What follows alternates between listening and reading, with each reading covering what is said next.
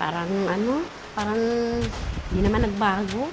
Parang gano'n pa rin kung anong sitwasyon nung araw, gano'n din naman ang sitwasyon din ngayon, eh.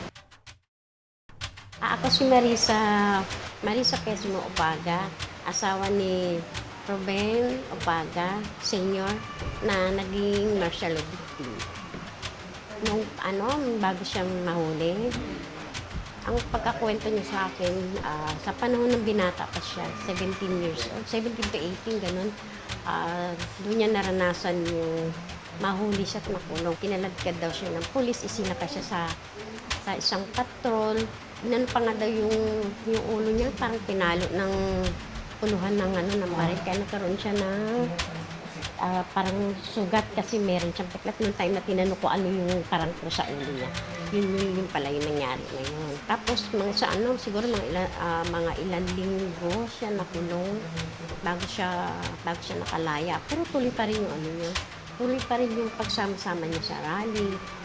Tapos gumawa siya nag-organisa siya ng mga kabataan dun sa lugar nila sa Boulevard kasi doon pa sila dati nakatira. Tapos nung nakapagtrabaho na siya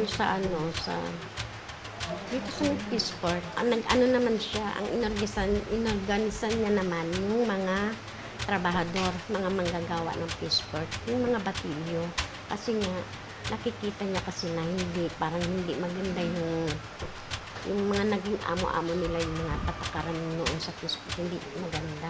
Ngayon, ang ginawa niya, palihim na siyang nagkausap siya ng mga kasamahan niya, mga kakilala niya. Kaya doon siya nagbuo siya ng organisa ng Samahang Batilyo. Hanggang sa nakapag-asawa kami, 26 siya noon. Tuloy-tuloy pa rin.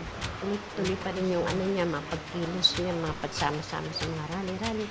Papatid siya ng pag-aaral sa mga kabataan. Kasi naaral niya rin ako noon. Parang hindi pantay yung ng palakad ng panahon ni Marcos.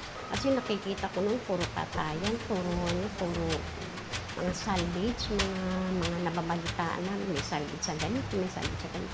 Kumbaga parang hindi makatao yung tingin nila sa mga tao. Parang mahirap na nga, tapos lalo pang nilulubog sa kahirapan.